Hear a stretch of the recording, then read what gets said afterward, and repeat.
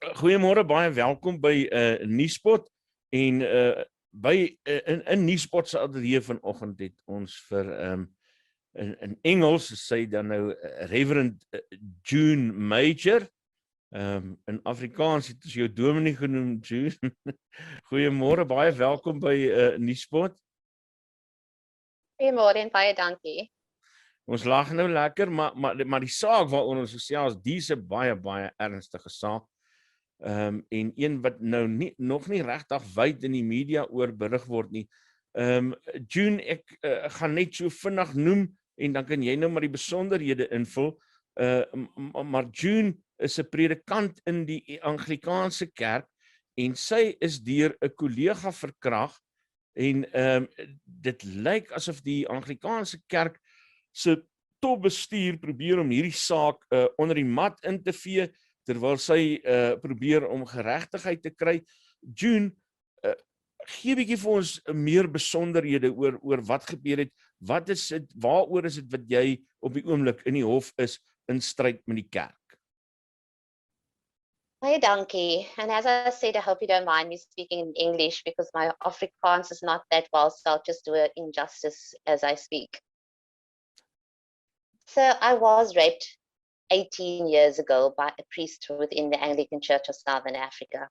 I informed my bishop about it shortly afterwards, and he had told me to remain silent for the sake of the church, to protect the name of the Anglican Church of Southern Africa, because it is such a massive, big institution. He also said that I should consider my rapist and his family, his wife, and the fact that they recently lost a child, and that basically told me that I have taken a vow of canonical obedience to my bishop on my ordination, and so I need to do what he's telling me to do, and I need to keep silent because it's not about me, it is about the institution, the Anglican Church of Southern Africa.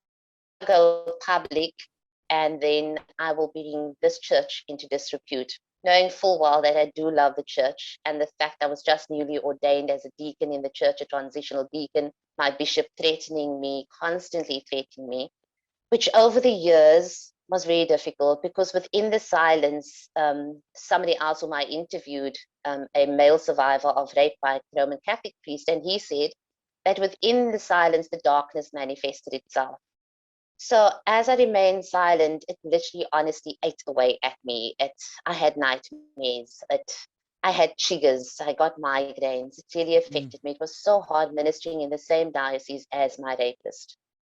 And I constantly being silenced. And I'm saying this because people always say break silence. To me, it was, I had to break the fear before I could break the silence because I was fearful of my bishop. I was fearful of this institution that was threatening me. And so often people say, break the silence. And you have to first break the fear. And it took me a long time. I was a single mother. It took me a long time to actually come to the point where I had to break the fear. To a point where in 2014, I think, I told my bishop I need to move to another diocese and I first need to go on holiday. And he agreed with me, everything was fine. And when it came, and then I reported the rape. Eventually, I found the strength, and when I actually found the strength was that a family member of mine's daughter was raped, and by another family member of his, and I told him, you need to report the matter, and he said, but it's family, we can't put the family in disrepute. And then I took a step back, and I thought, I'm being hypocritical. How can a family member report it, even though it's family? Yet I'm doing the same thing. I'm silent because it's the church and because I'm being told to be silent and to protect the church. So many of us do that. We keep quiet to protect the family, to protect the church. So then I laid a criminal charge of rape. It happened in Makanda on the property of the Anglican Church, the college in Grahamstown, which is now called Makanda. It happened there. So for a long time, I never went back to that house where it happened. And I was told my docket first disappeared, of course. Then I was told by a police officer in Grahamstown that I should remember that Archbishop Thabo Makgoba is well loved in Grahamstown. When that was said, I knew that I do not stand a chance. My witnesses, the ones whom I told, are all priests today. So they too remained silent out of fear of losing job. So when I broke the silence eventually, it was a tough journey for me because they literally crippled me financially. So when I received an offer for a job and I applied, the interview was accepted, my bishop withheld my papers, which meant I could not work. I could not apply for a post anywhere as a priest. And that is basically most of my life has been in, in priesthood. So I could not apply for a post, and eventually my money ran out and I had nothing. I started selling my possessions. I sold my furniture. I sold my car just so that I could pay for rent where I was staying and for food. And eventually there was nothing more left to sell. I made an urgent appeal to the Archbishop, which fell on deaf ears, absolutely deaf ears. So in 2016, I went on a hunger strike outside the offices of the bishop, the then bishop in Zonnebloem. And it lasted 7 days in an urgent appeal to actually get the Archbishop to speak with me, to actually instruct the bishop to give my papers. So on day 7, he eventually came out and he spoke with me privately. He wanted to speak privately with me. He had pen and paper, made certain promises, of which he never kept a single one. He said he'd meet with me. He never did. In fact, I had a meeting with the bishop at the time. He's retired since last year, and with the dean of the cathedral in their legal offices.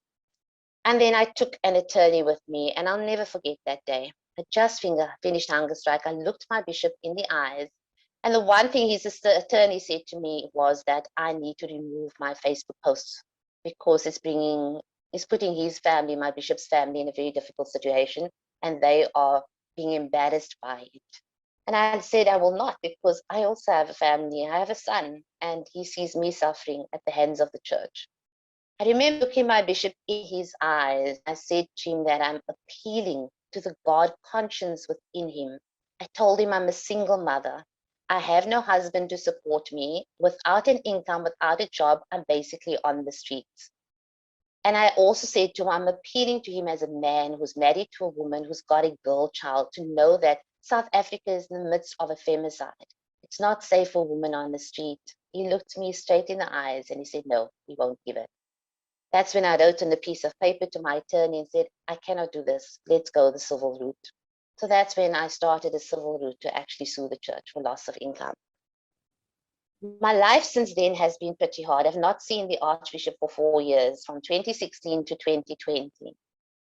In that 4-year period, I literally, when my money was up, I literally honestly ended up on the streets some nights. I literally lived on the streets at times, just walking the street where I had absolutely nowhere to go to. And I'll never forget one night that I used to have a silver chain around my neck, a cross, and one night I never ate, I think, for about 3 or 4 days, and I was walking, it was raining, it was cold, and I came past this group of homeless people, and they had a little gully, with a fire in the tin, whatever, and the one man cautioned me to come, and Stan was an elderly man, I'll never forget that, and I came there, and I was hungry, and he was eating moldy bread, and I stood by the fire, and it warmed me up. Another young guy ran past, pulled my chain off my neck, but luckily it broke and it fell down my top. This man then gave me a slice, and it was an elderly white man with a beard. I'll never forget his face. He had white beard and hair that was white and black. And he gave me a slice of his moldy bread. And I looked at it and I saw the mold, but then I saw this man eating his bread, and I thought, you know what? It's good enough for him to eat this. And he, not my bishop, not my fellow clergy who know I'm homeless, who knows I'm hungry, who knows I have nowhere to go, not my bishop, not my archbishop, but this homeless man has given me a slice of his last, of his bread, as moldy as it was. I ate it and I honestly just swallowed, and it actually filled me. And I never forget that man. I actually went back and I never saw him again. But if he is listening, or anyone knows an elderly man with grey hair, just an elderly white man, say thank you. So I ended up there. I eventually then went to KZN. I stayed in a shelter, a filthy, dirty shelter. That's when I first discovered bed bugs for the first time in my life. My son suffered tremendously. He was working. He wasn't working at the time. He was young. He was still studying. Times he had to sleep in his car. He had an old car. He eventually had to sell it. He stayed by family members of mine. And it was tough on him as well. It was really hard. And the fact that I'm divorced and my son, from an abusive husband and father to my son, being separated from my son was the worst pain this church could have put on me, in all honesty. So for these 4 years was tough. I eventually found a job in Durban at a low-income lodge, where it was the people that came in with drunk. I got beaten up a few times. At once I was held up at gunpoint during the night, where I was tied up with cable ties, where I was beaten in my face with guns, AK-47s. They tried to rob us. In an attempt to escape, I fell on metal rods that kind of caused friction, and it caused flames. So underneath my makeup, my face is it's bent. It's got dark brown blackish marks, which I don't even go in public without covering it up, which is a constant reminder to me. So I suffered a lot. COVID happened, and of course I was once again without work. And so in 2021, being again without work, I'm going to be 52. I've been applying sending my CV out for work, going from place to place, people taking me in, moving from place to place, not knowing how I'm going to pay my rent, going without food. 2021, the 1st of July, I then went on another hunger strike outside the Archbishop of Southern Africa's premises in Bishop's Court. And I first thought, gosh, as a Bishop's Court, those people are probably going to phone me. Those are wealthy people. I pitched a tent. Somebody gave a tent on the pavement there. And I thought those wealthy people are probably going to phone the police for me. But to the contrary, they were actually very kind. My neighbor actually offered me to go and shower every day, use the bathroom, brought me a hot water bottle every night. And so being outside there on the first day of my hunger strike, the Archbishop was very cold. He was actually quite vicious in his response. And I said to him, I have absolutely nothing. I have no income. I need to have a job. I need my papers.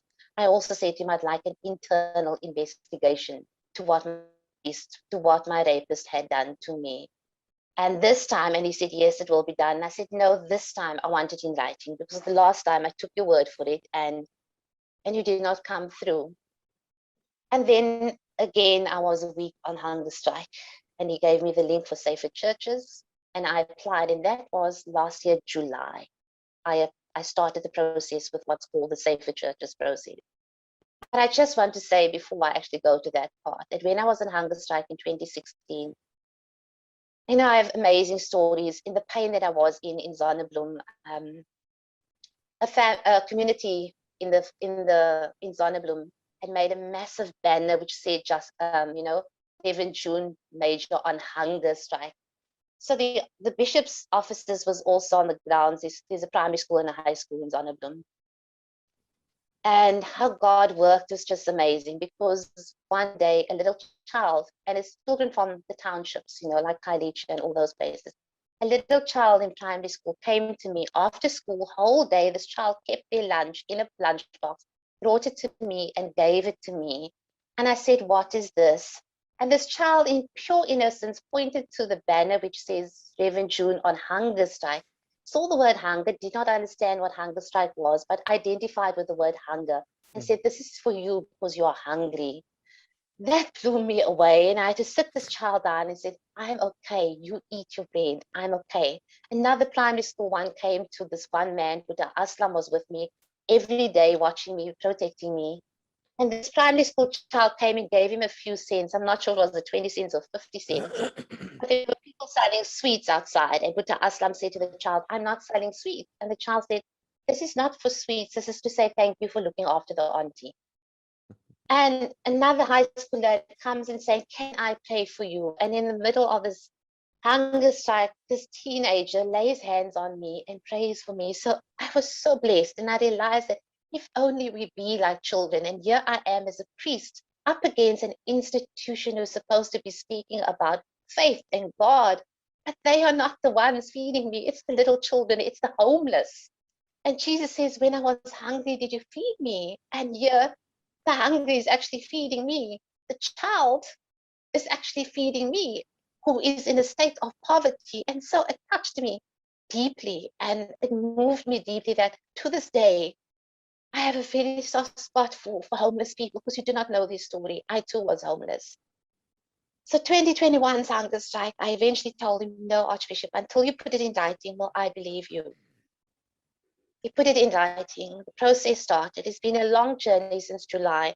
Every time it's been I had my Zoom interview with Safer Churches in October last year, in which they said when the Board of Preliminary Inquiry is done, I can go public. At that stage, I can go public with the name of my rapist, which brought me to about February month. Again, they postponed it, said I cannot go public. I need to say that after I started this process for years and years and years, and as a rape survivor, rape is a lifetime sentence. It honestly is a lifetime sentence put on the survivor. So last year, October, I decided with a group of ladies from 1 Billion Rising, 5 of them went with me. I wanted to go back to my crime scene, to that particular house in which I was raped. It was the house which was the Dean of Studies at the time of the college. It was him staying there. But over the years, it changed and it became student residence.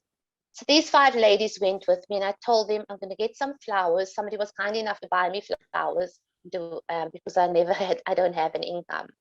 So they bought me flowers, and I said, I'm not going inside the house. I cannot do that. As we came to the house, it looked very dilapidated because it was no longer in use and it was literally falling apart. The ladies and I were chatting outside and we were talking. And as they were talking, I somehow found myself walking to the house because my stomach was turning on the inside. I'm sorry if I'm emotional now. Yeah. But as I went inside that house, it looked, they made some changes because students were there. So they wanted off some of the places, the rooms. But I went into that room. And on that dreadful night, I could not shout. And at first I thought it was because the children were in the house. But it's not. I literally went numb. And as I was in that room, I felt that same pain of that night. That house inside was falling apart. It was moldy. And it looked to me, it symbolized the old and the rot within the Anglican Church right now as it's falling apart. I went into that room and I couldn't shout. I tried to scream the name of the ladies that were with me or one of their names and I couldn't.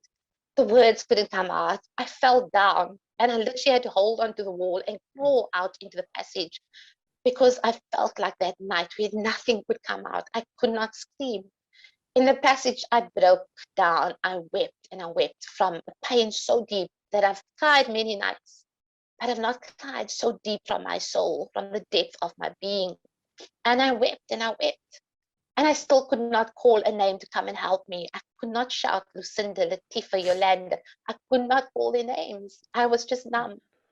As I wept, I heard someone calling Latifa, calling my name and said, Reverend June. I could not answer. I could not respond to say, I'm here.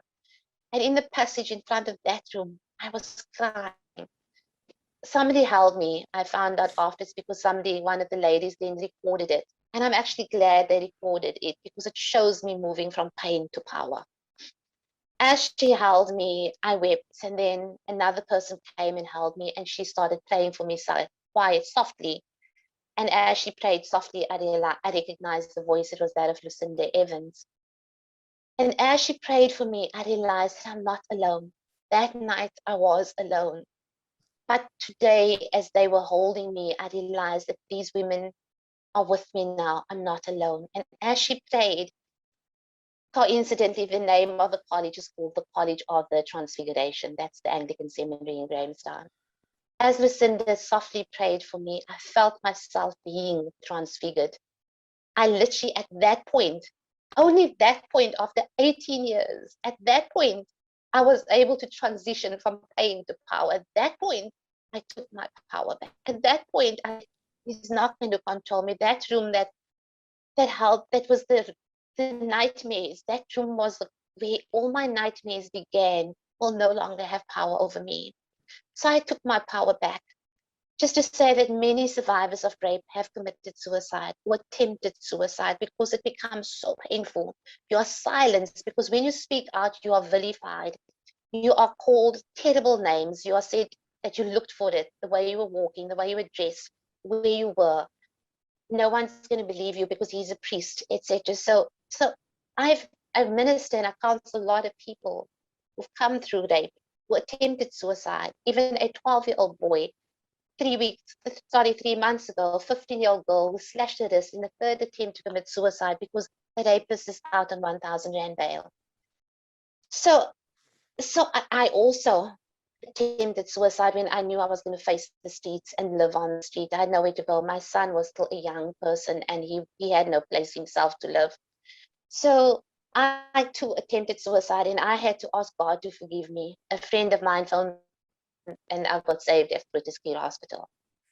And I had to ask God to forgive me. I had to ask my son to forgive me. I'm still struggling to forgive myself, but I will never ever do it again because the thought of my son being without a caring because he has an absent father, I cannot live with that. So that is what victims and survivors of rape do. You take that pain and your perpetrator continue to have power over you.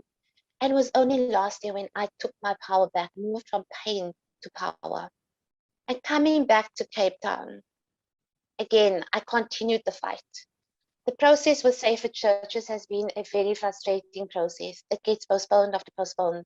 I have to constantly email. They take a while to respond. And in this whole process, and so eventually, the present bishop had emailed me with a timeline and said, once these processes of 14 working days, 20 working days has been completed, then I can go public with his name. I emailed him back and said, I will honor only this timeline because there's been too many delays. And my priest, my rapist, continues to minister to this very day. Yet my papers are being withheld and I'm still unemployed. I send my CV out every single day. COVID doesn't help. I'm still unemployed. My rent is due this month. I don't even know how I'm going to pay it. So there's always the fear of, am I going to go back into a shelter? You know, COVID has affected my son as well. He had to move in back with his in-laws. So he's not on his own either. And so how do I face all of this?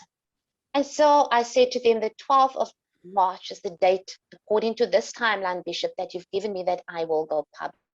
And I will only on timeline and no delays. I sent that email also to Safer Churches. And I said the 12th of March, I'm going public with his name, which I did.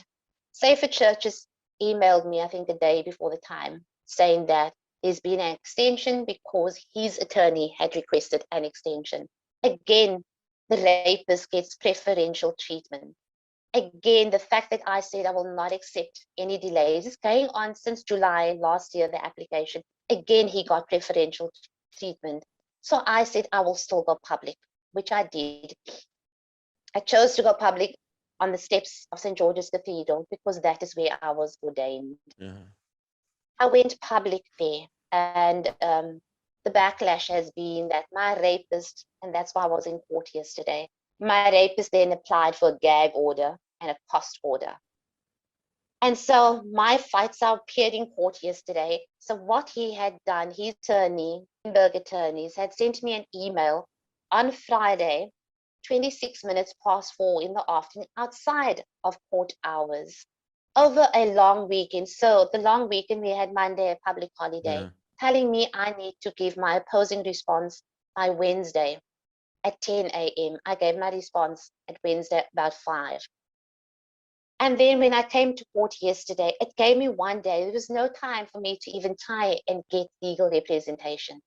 So when I came to court yesterday, the attorney says to the judge that the fact that I only responded at 5 o'clock to say that I will oppose, she takes it to mean that I'm not opposing.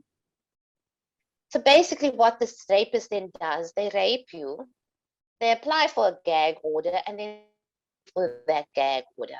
And that is unacceptable. So I went to court, and the judge had then said that, I said I did not have time to respond because she gave me one day in which to find someone, which I was not able to do.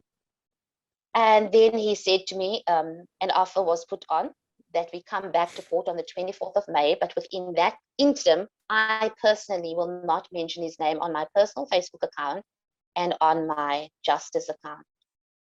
So that I have, and then the 24th of May, I have a time to come with an attorney or an advocate to properly argue the case. And this case is so important for me because, and I agree to it because it is important to me, this case.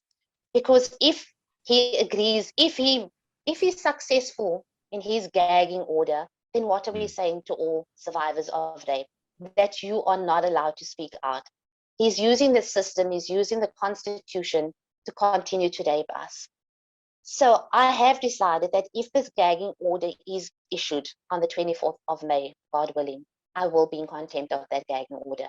I've got this time in which to prepare. I do not have an advocate. I've been making an appeal for pro bono or an organization to actually cover his or her costs to fight this matter, because it's not just about me. It's about every survivor out there. If I give up, I've received endless messages from people saying, I'm too afraid to go public because this will happen to me.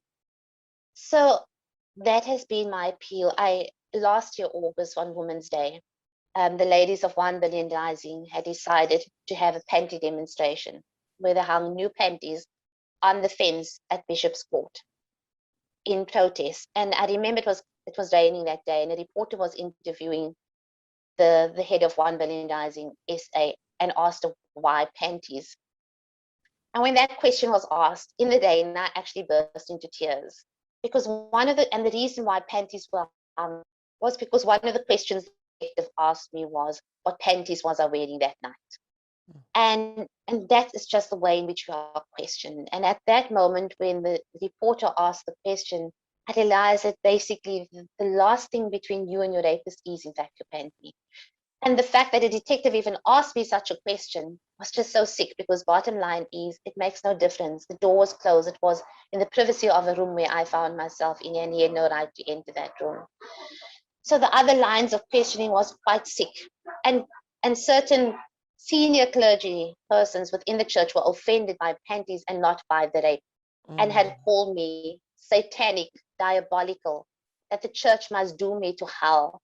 And I can say his name, it was Reverend Barney Patiana, because he had publicly posted, he had said it to the Cape Times, and it was headline news on the lamppost, the poster saying, Reverend doomed to hell.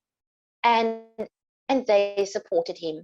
So now I find myself, Safer Churches put out a press release yesterday or the day before, trying to explain why they done the extension, saying that the canons does allow for extension, but they do not say that they've been extending for so long, and it's been happening since July last year, and that I did in fact say that I will not accept any more extensions. So this is where I'm at. So the 24th of May, God willing, if I do not find any legal representation, I've got a month before the 24th of April to give my opposing response to the court. I will then have to have a quick study on law to train and equip myself so that I do not do an injustice to other rape survivors, because this case will set precedent either for the perpetrators or for the survivors. And I am fighting to set precedent for the survivors.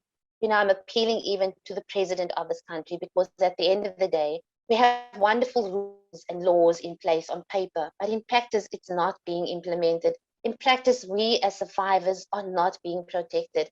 We need the laws to be changed. A gagging order should not even have come to the court to be accepted by a perpetrator. So precedent will be set. And I'm saying today, I will not, on the 24th of May, 2021, if precedent is set that rapists can get away with gagging orders, I will be in contempt of court. If it means that I will be arrested, then so be it. I've lost everything already. I've honestly lost everything. The bed that I sleep in is not even my own bed. I'm struggling to survive financially and to keep myself up. But there's two things they're not going to take from me. They will not rob me of my faith in God, and they will not rob me of my smile. I will continue to smile through the pain. And if it means I end up homeless again, if it means I end up in a shelter again, so be it. I will die, and with my last breath, I will say, I rise, but I will not give in to rapist, gagging survivors. I will not do that. Too many survivors are saying, we're watching on the outcome of this to know that you are paving a safe way for us to go through where we can speak out. To the people out there, you know, I received messages and comments saying, but he's my uncle. He would not have done this. He's my friend. Rapists are one of us. They're not aliens from another planet. It's someone's uncle, someone's friend, someone's husband, someone's grandfather, someone's brother, someone's son. It's a neighbor, it's a partner. It is someone whom we know. Doesn't mean that you know the person, that they're not capable of rape. So yes, I continue this fight, and I thank you for having me here. But this fight is not just about me. This fight is about every survivor of rape. South Africa is the rape capital of the world. As a survivor, I'm saying, no, I don't want this rape capital of the world. Because as I'm speaking now, someone is being raped. Within the Anglican Church of Southern Africa, women are being raped, but boys have been raped for decades and decades and decades. And those priests continue to minister. I was in the West Coast with one Belindizing 2 weekends ago. And while I was there, an Anglican priest sent me a WhatsApp message saying, why do you in the West Coast go to Lively? Because at St. Christopher's Chapel, boys were lured there and they were raped by the priest. So we went to Lively. And as I went inside the church grounds, there was a school, and I realized those boys at that school were probably raped. For so long, the previous bishop said, I'm crazy, I'm making up the stories that no boys have been raped, that I've not been raped, to protect the name of the church. So myself and another lady went in and she recorded me speaking there. The other 3 ladies were on the outside and a man joined them from the area. When I came on the outside and joined them, they told me that this man had just said that there was a priest here, and I can say his name because it's been in the public. Reverend David Daniels, who's deceased now. And he said, hy het gehou van die manne en die seuns. I know that he raped boys, and he was the biggest pedophile priest ever. Nothing came of him. He raped the boys, and then he just moved into another church. He was in Leiplek, he was in Blackheath, and wherever he went to, every church, he raped the boys. Those boys are men now. He's not the only priest who raped the boys. Those boys are men now. They are too afraid to stand up against this institution, because look what they do to you when you stand up against them. When you stand up against rapist priests. For years, they've been protecting them. Last year, on the 24th of September, Archbishop Thabo Makgoba gave a press statement on the day when I celebrated the 15th anniversary to my ordination and I had a service. He gave a press statement confessing that the Anglican Church has been complicit to gender-based violence within the church. He also confessed that male priests have protected and covered up for perpetrators to protect the name of the family. He confessed that. And that is exactly what happened to me. It took me 2 hunger strikes to get the church to that point to actually make that confession. But after making that confession, he continues to silence me to protect the name of the church. So how does that confession how does it bear any strength when you're continuing to do it? The Archbishop, since my hunger strike in 2021, has not reached out to me again. He knows I'm unemployed. He's not offered me a slice of bread. Some supporters have reached out to him by email and saying, listen, Reverend June does not have a place to stay. Can you give her one of the vacant rectories? He did not even respond to that. He has not offered me communion. Each day I send out my CV. I've still got no work. Each day I'm in survivor mode, and I'm 52 and I will be 52 in June. And I'm like, what's going to become of me? Where am I going to end up? Where will I live? I don't have a place to go home. I'm not getting income. And each day, that is my fight. And I had to accept the fact that if I literally honestly end up in a shelter till my dying day, then so be it. But I'm not going to be gagged. Because if I'm gagged, I'm telling every other survivor, you have to be silent. And I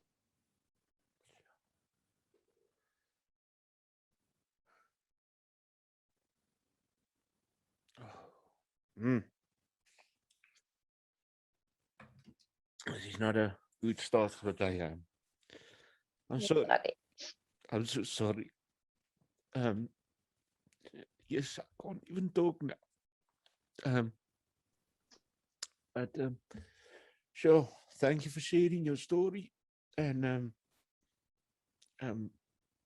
oh, June.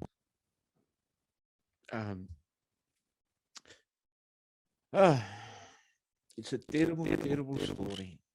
And I hope something come of it. And thank you for sharing it with us. And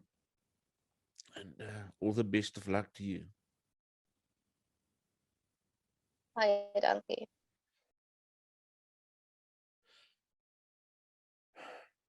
Mens weet nie wat om te sê in die aangesig van soveel vergryp.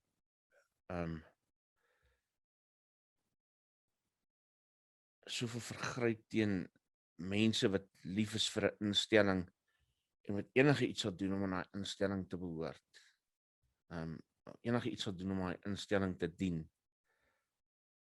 Om op die manier hanteer te word is net onbegryplik. Dit is net so absoluut onbegryplik.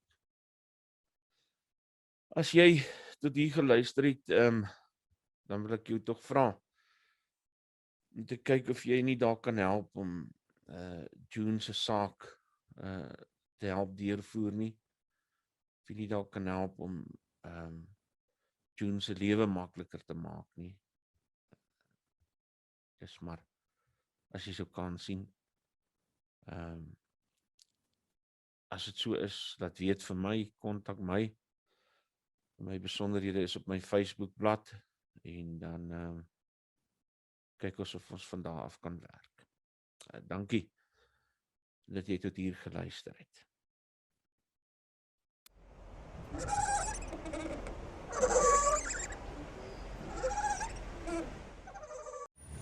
Verkeersboetes behels meer as 'n klein ongerief met minimale gevolge. Jy kan 'n kriminele rekord kry of probleme teekom as jy jou rybewys of motorlisensie hernie en die metropolisie kan jou by padblokkades lastigval om die boetes te betaal. Fines for You vir minder moeite met verkeersboetes deur hul te monitor en vinnig, wetlik en effektief af te handel sodat jy nie die ongewenste gevolge hoef te dra nie. Ons spesialiseer in groot vlote en streef daarna om jou geld te bespaar.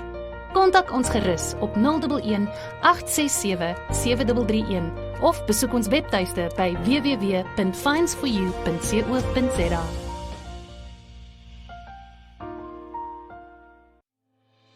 Nuuspod, onbevange, onbegrens, onbevooroordeeld.